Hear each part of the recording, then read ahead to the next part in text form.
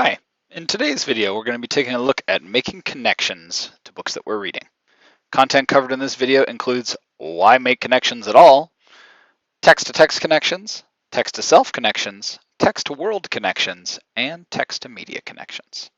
Let's get started. So let's start with why make connections at all?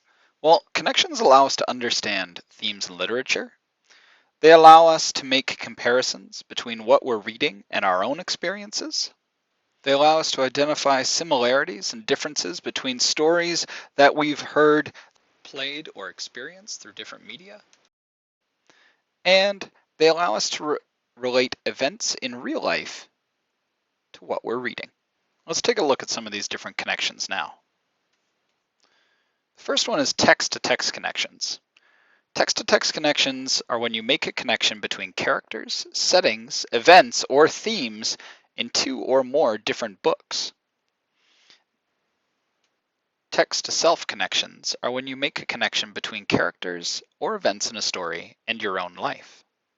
These don't need to be direct comparisons, but are often similar comparisons that help you better connect with what you're reading.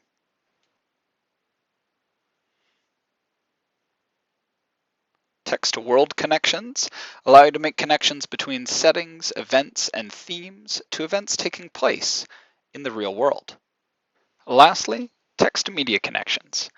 These are when you make a connection between settings, characters, or themes in stories found in movies, games, oral stories, or other forms of media besides books.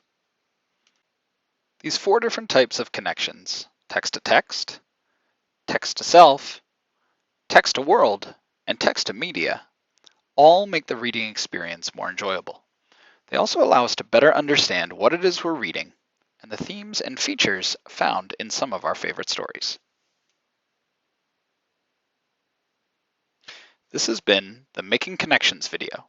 Content covered in this video included why make connections at all, as well as the four types of connections: text-to-text, text-to-self, text-to-world, and text-to-media.